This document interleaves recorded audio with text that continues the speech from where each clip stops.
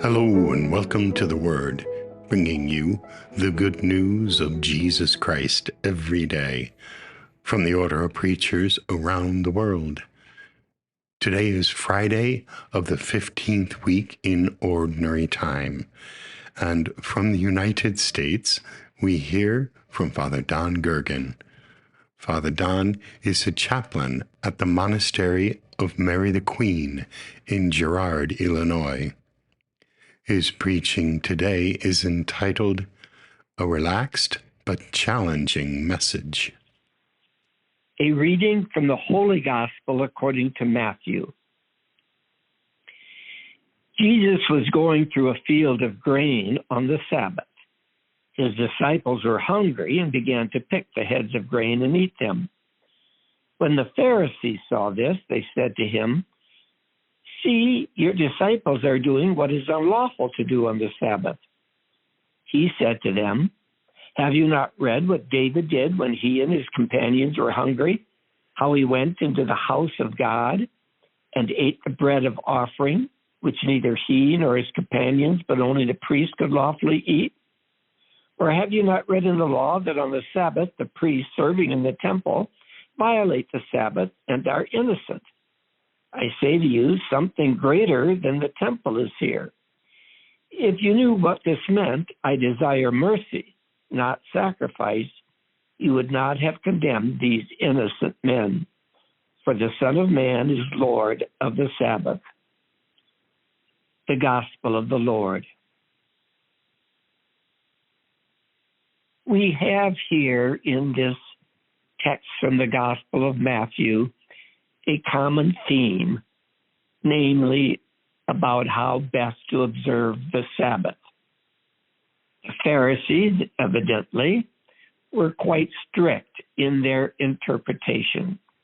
Nothing that resembled work in any form should be done on the Sabbath.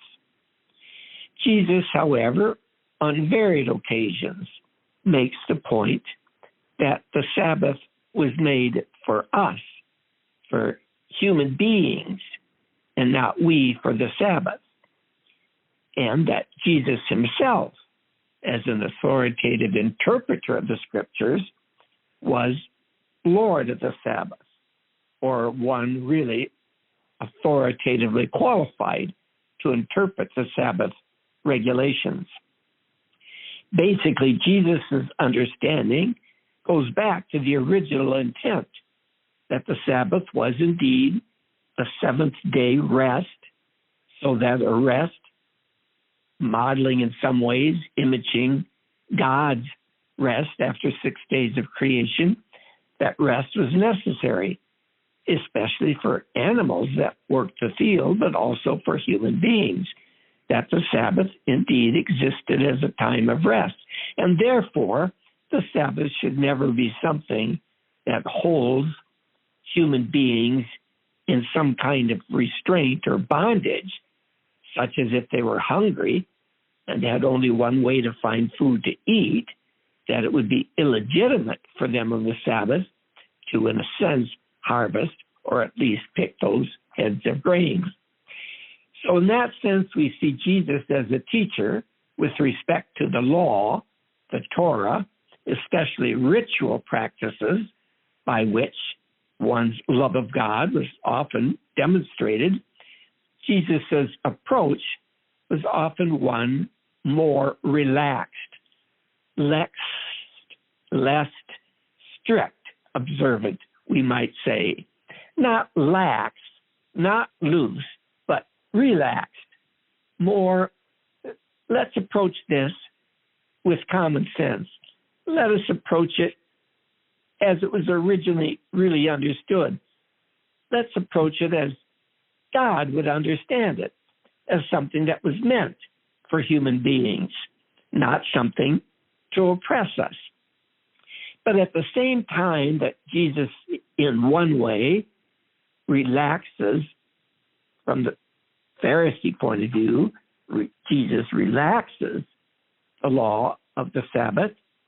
At the same time, he challenges us with something perhaps even more demanding when he says, if you knew what this meant, I desire mercy, not sacrifice. He's quoting from the prophets, not the law, but the prophets, from prophets like Isaiah, who speaks already in the first chapter, as did the prophets Amos and Hosea, all of these from whom we've been reading recently, who emphasize that what God desires is not so much our sacrifices, which lose their meaning if we don't practice justice. What pleases God most is justice, a care for the widow, a care for the orphan, a concern for the stranger, the alien in one's land, the prophetic message of the prophets. Basically, in a way, saying that the way we really demonstrate our love of God is through our love of neighbor. As the Johannine tradition says, don't tell me you love the one you don't see if you don't love those you do see. And so Jesus' approach is not lax, even though he does relax how we are to look at some of the prescriptions of the law, such as that of the Sabbath. But at the same time, his message is quite demanding if we are to live in accord with the teachings of the prophets. For indeed, as Micah would say, what is it you ask of us, Lord? Well, you know, to live humbly, walk humbly with God, to seek justice, to love tenderly. These are the things that are important. What Jesus is doing in his teaching is indicating to us what is most important.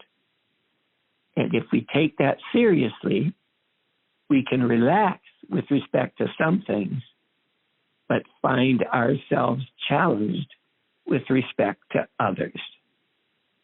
May God bless us in our own journeys through life.